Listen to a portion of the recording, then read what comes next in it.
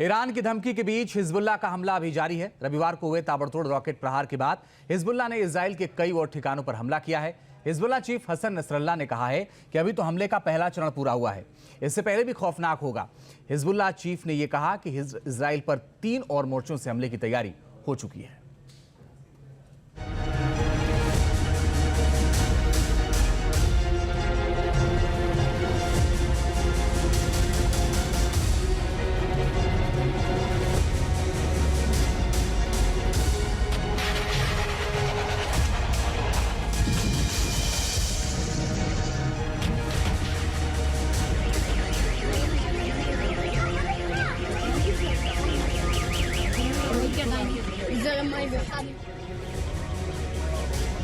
दक्षिण लेबनान इस वक्त सुलग रहा है।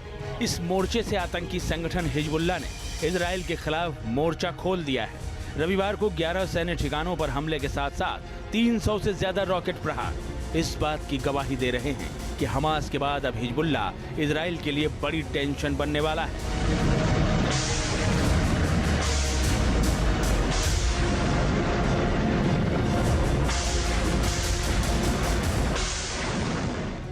लेबनान के रक्त बीज का एक्शन।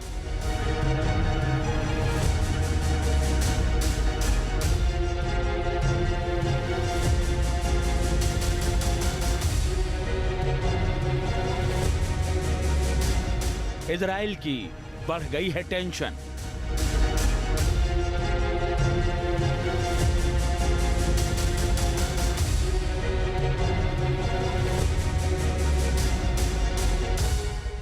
रविवार को शुरू हुआ हिजबुल्लाह का हमला लगातार जारी है। ये वीडियो देखिए।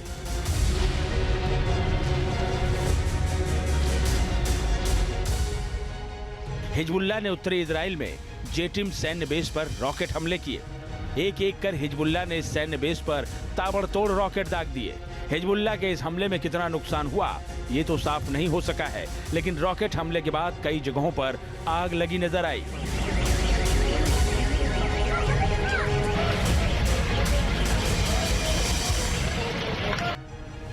हिजबुल्लाह ने उत्तरी इजराइल के आइलेट फसाह इलाके पर भी रॉकेट दागे। हमले के बाद इस इलाके में भी आग और धुएं का गुबार उठता नजर आया।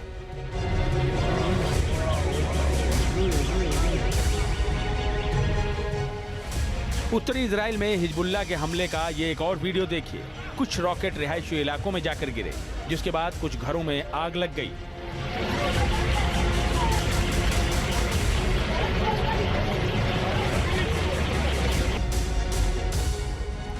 इजराइल को अपने रॉकेट और मिसाइलों का निशाना बनाकर हिजबुल्लाह ने साबित कर दिया है कि उसकी ताकत को कमतर आंकना इजराइल को भारी पड़ सकता है।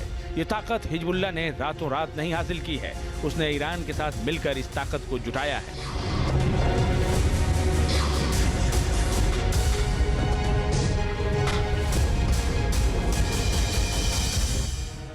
उत्तरी इजराइल में हिजबुल्लाह का आक्रामक रवैया बता रहा है कि इजराइल को इस मोर्चे पर अब पुख्ता रणनीति बनानी होगी।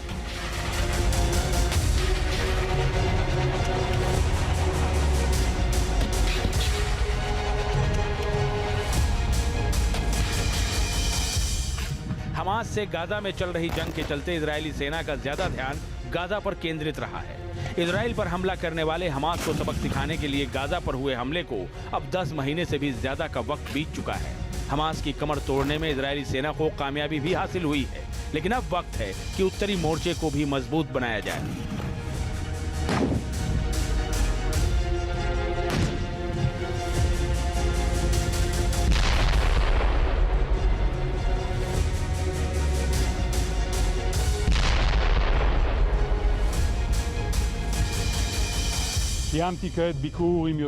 हमारा मिशन बिल्कुल स्पष्ट है। जितनी जल्दी हो सके उत्तर के निवासियों को सुरक्षित उनके घरों में वापस लाना। हम ऐसा कर रहे हैं और जल्द इस काम को पूरा कर लिया जाएगा। हम उत्तरी मोर्चे पर हिजबुल्लाह के खिलाफ लंबी लड़ाई के लिए तैयार हैं।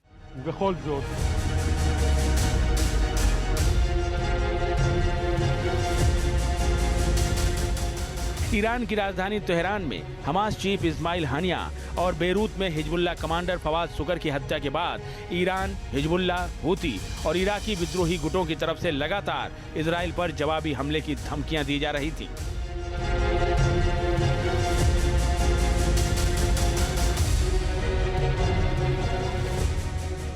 जानकारों ने आशंका जताई थी कि इजराइल पर एक बड़ा ज्वाइंट हमला हो सकता है, जिसमें क्षेत्र की कई प्रॉक्सी एक साथ मिलकर इजराइल पर हमला कर सकते हैं, लेकिन ऐसा हुआ नहीं और अब हिजबुल्लाह ने इजराइल पर अकेले ही हमला शुरू किया है।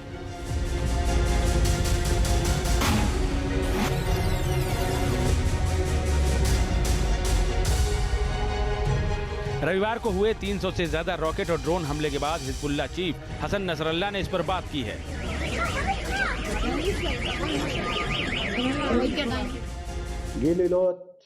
फवाद शुक्र की हत्या का बदला लेने के फैसले को हमें कई बार अलग अलग कारणों की वजह से टालना पड़ा। जवाबी हमले में देरी लेबनान के हित में नहीं थी, लेकिन फिर भी ये हुई। गाजा शांति वार्ता देरी की अहम वजह रही, लेकिन अब हमने बदले का पहला चरण पूरा कर लिया है।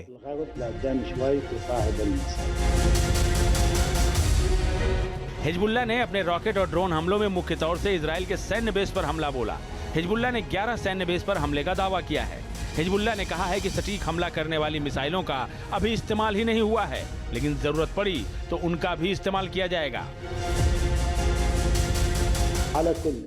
जब हमले का प्लान बना तो तय हुआ कि नागरिक सुविधाओं और नागरिक आबादी के बजाय सैन्य ठिकानों पर हमला हो, खास तौर से उन ठिकानों पर जो फवाद शुक्र की हत्या से जुड़े हैं। हमने आईडीएफ की यूनिट 8200 के बेस पर हमला किया, जो शुक्र की हत्या की जिम्मेदार है। आगे भी ऐसा ही होगा।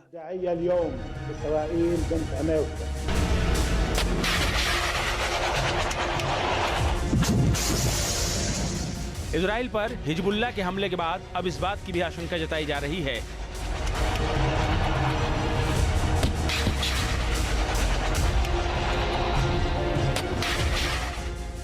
कि यमन में एक्टिव आतंकी संगठन हुती भी जल्द ही तेल अवीव पर हमला कर सकता है। इराक और सीरिया में एक्टिव आतंकी समूह कताइब हिजबुल्लाह भी इजराइल पर हमला कर सकता है। तुर्की से कुर्दिस्तान वर्कर्स पार्टी भी इजराइल पर हमला कर सकती है। हिजबुल्लाह का कहना है कि उसने अपने अलायंस के बिना हमला करने का फैसला किया। इसके पीछे उसका अपना मकसद है, जिसका खुलासा बाद में किया जाएगा। हिजबुल्लाह के ताज़ा हमले के बाद मिडिल ईस्ट में तनाव बढ़ गया है, जिसका अभी और बढ़ना तय है, क्योंकि हिजबुल्लाह ने धमकी दी है कि वो इजराइल पर फिर से हमला करेगा, जो पहले चरण से भी भयानक होगा। Team news nation. ईरान से बढ़ती तनातनी और हिजबुल्लाह की ओर से बढ़ते खतरे को देखते हुए इजराइल की सुरक्षा को लेकर super power America full action में है। 4 साल पहले हुआ अब्राहम समझौता इस दिशा में बेहद कारगर साबित हो रहा है।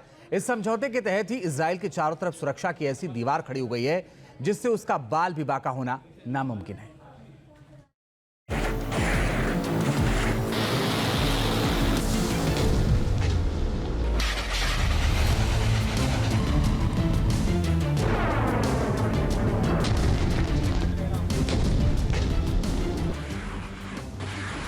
हिजबुल्लाह के हमले और ईरान की धमकी को देखते हुए इजराइल की सुरक्षा के लिए अमेरिका फुल एक्शन मोड में आ चुका है।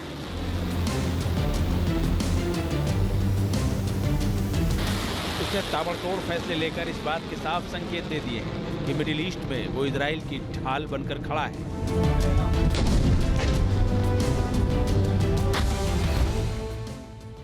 अब्राहम समझौता बना इजराइल की ढाल। 4 साल पहले सितंबर 2020 में इजराइल ने अब्राहम समझौते पर हस्ताक्षर किए थे, जिसका फायदा उसे अब क्षेत्रीय तनाव के दौरान मिल रहा है।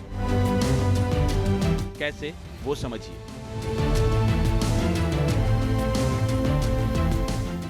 अब्राहम समझौते के बाद इजराइल की सुरक्षा की जिम्मेदारी यूरोपीय कमांड से सीधे अमेरिकी सेंट्रल कमांड के पास पहुंच गई।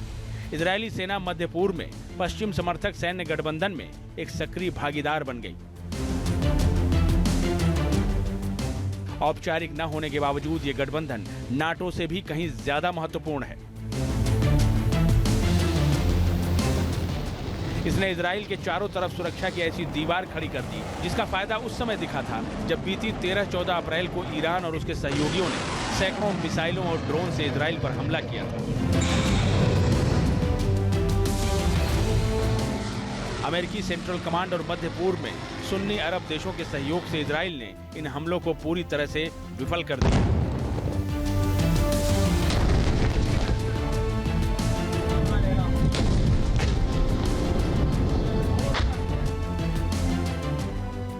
अमेरिकी सेंट्रल कमांड का मुख्य कमांड सेंटर फ्लोरिडा में है और इसका अग्रिम मुख्यालय कतर में अल उदीद एयरबेस पर है। कतर में अग्रिम कमांड और बहरीन में 5वें बेड़े के अतिरिक्त सेंट्रल कमांड के पास इजरायली एयरफोर्स बेस के अंदर समर्पित ठिकानों की कमान है,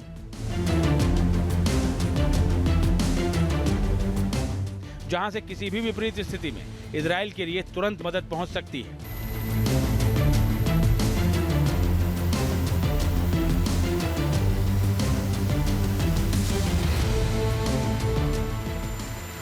यह अब्राहम समझौते का ही असर है कि इजरायल को ईरान की ओर से हमले की धमकी और हिजबुल्लाह के ताबड़तोड़ हमलों के बाद अमेरिका ने इजरायल की सुरक्षा के लिए मिडिल ईस्ट में अभेद्य सुरक्षा दीवार खड़ी कर दी। होर्मुज जलडमरू मध्य से सटे ओमान की खाड़ी में यूएसएस थियोडोर रूजवेल्ट की तैनाती हो गई है। इसके डेक पर दर्जनों लड़ाकू जेट मौजूद हैं, साथ ही 3 मिसाइल विध्वंसक भी हैं। लाल सागर में 2 डिस्ट्रॉयर की तैनाती कर दी गई है। मिसाइल विध्वंसक जॉन एस मैकनेन फारस की खाड़ी में मौजूद है।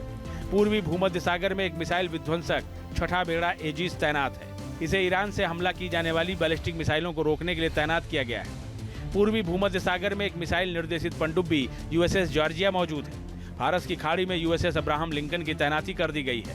F-35C स्टील्थ फाइटर के साथ ये किसी भी हमले को नाकाम कर सकता है। इस तैनाती का संदेश साफ है कि अगर ईरान और इजरायल के बीच व्यापक युद्ध छिड़ता है तो अमेरिका तुरंत जवाबी कार्रवाई करने में सक्षम होगा। इजरायल की सुरक्षा को लेकर अमेरिका किस कदर संजीदा है, इसका अंदाजा इस बात से भी लग जाता है कि पिछले अक्टूबर में गाजा में युद्ध शुरू होने के बाद से 500 परिवहन विमानों और 160 जहाजों ने अमेरिका से इजरायल तक 50,000 टन से भी ज्यादा हथियार और सैन्य उपकरण पहुंचाए, जिनकी मदद से इजरायल न सिर्फ हमास की कब्र खोद रहा है बल्कि हिजबुल्लाह को भी करारा जवाब दे रहा है। Team news nation. News nation अब व्हाट्सएप पर खबरों के ताजा अपडेट के लिए न्यूज नेशन के इस QR कोड को स्कैन करें।